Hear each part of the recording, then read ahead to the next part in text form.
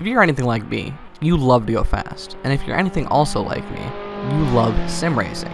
Now, also if you're like me, you're really new to this sim racing scene and you're not sure what you're doing. So, in today's video, I'm going to outline a couple cars that I think are really great for beginners that will help you go fast. So, without any further ado, let's get right into it.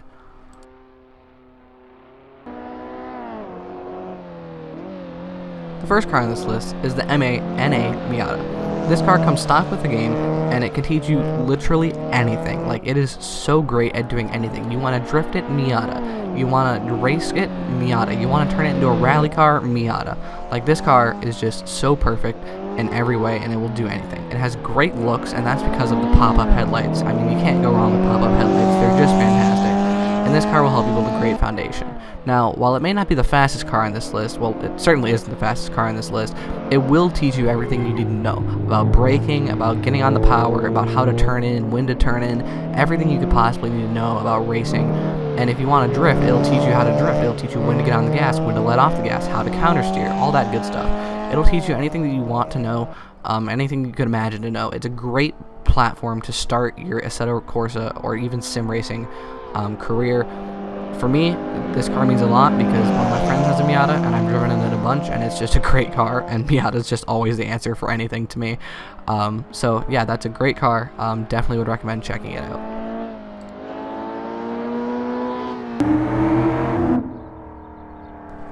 The next car on this list is the Camaro ZL1. Now, this is a classic American muscle car, revamped in its most apex form that it's ever been in. It looks aggressive as fuck, and it's got loads and loads of power. I believe the figure is somewhere near 650, which is just insane for a Chevy. It's got an LS in it. It's supercharged. It sounds great. Every time you drive it, downshift, you hear crackles. I mean, it's just a great car. It handles fantastically. It handles like just a great sports car. That's all you can really say about it, other than the fact that it just looks mean. It sounds mean. It's the proper American muscle car, and I think this car is better than the Mustang, and I think this car is better than the Challenger, just for the simple fact that it can do everything. If you want to drag race with it, you can do that because it has so much power. But if you want to take it on a track, it has all the aero that you could ever need.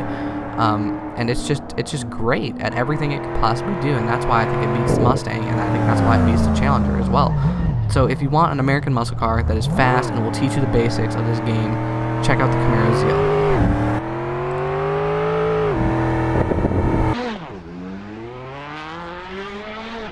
Now, next up on this list is a car that I've lusted for literally my entire life. It's the Alfa Romeo 4C GT3. Now, not specifically the GT3, but the 4C in general is just a fantastic car. It's a great platform. You rarely see them around, so they're a special car.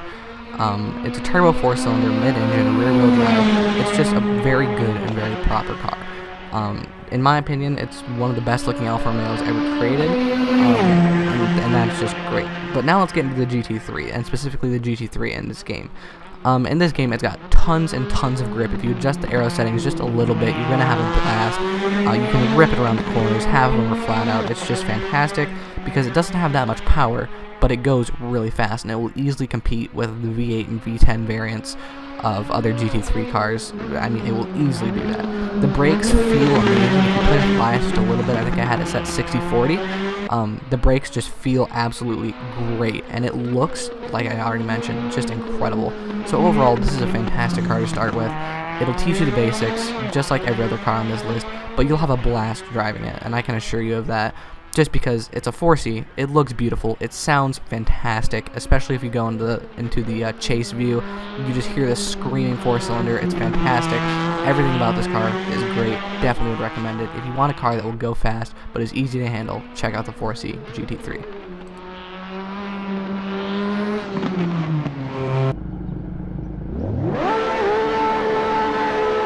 Now, next up on the list is arguably one of the best Euro cars ever built.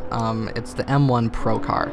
Now, if you don't know what this is, it's a BMW, and it's the first car to ever hold the M badge name. It's just a fantastic car. It's a classic Beamer. Everything about it is just great. It looks great. It sounds great. It feels great. It's just a great car.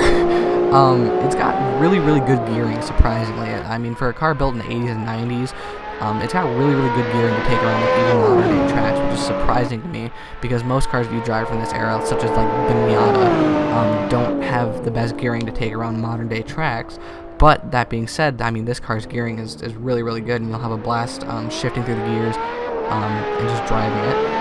It's got really, really good brakes. Yeah, I mean, you can just mash it to the floor and just full send it, just mash it to the floor. You don't have to worry about locking up until you start turning. So if you're good at braking in a straight line, then this car will be for you. But it will really teach you how to brake, because if you are on it in the corners, it will show you that, and it will tell you not to. And past second gear, more on the gearing, past second gear, you have tons and tons of grip. Like, I tried, you can't even spin the wheels, you can't drift it in third gear.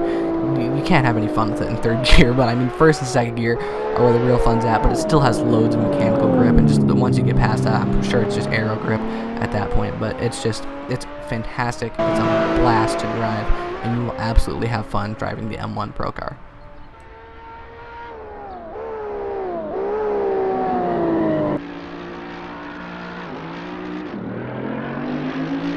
Finally on the list is the Mosler MT900S. Now, in my opinion, this is the best car for beginners to use that want to go fast, and I'll tell you why in a bit. But first, let's talk about this car.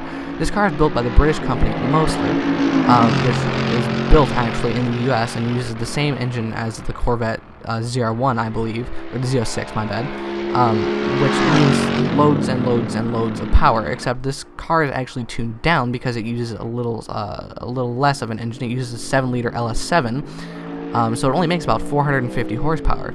But you wouldn't guess that, because this car feels so fast in a straight line, but that's because it only weighs about 1,200 kilos, or about 2,000 pounds.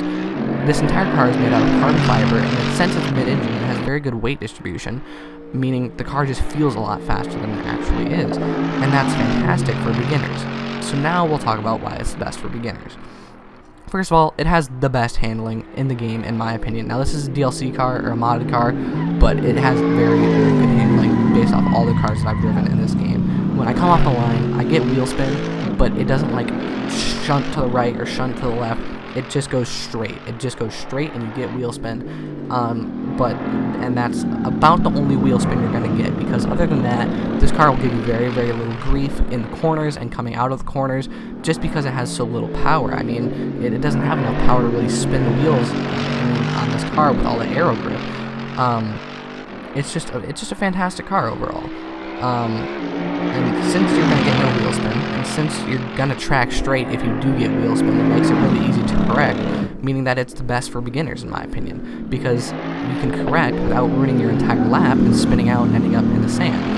I'm driving it on Monza because I feel like this is a really good track suited for this car, but you could drive it on any track, I feel like, and have a very, very good time with it. So overall, I would say this is the best car for beginners, and that's going to wrap up this video.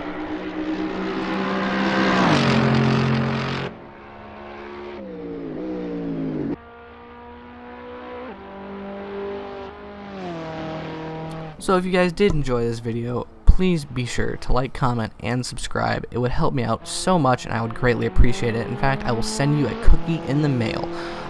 So yeah, I hope you guys enjoyed, and I will see you guys in the next one.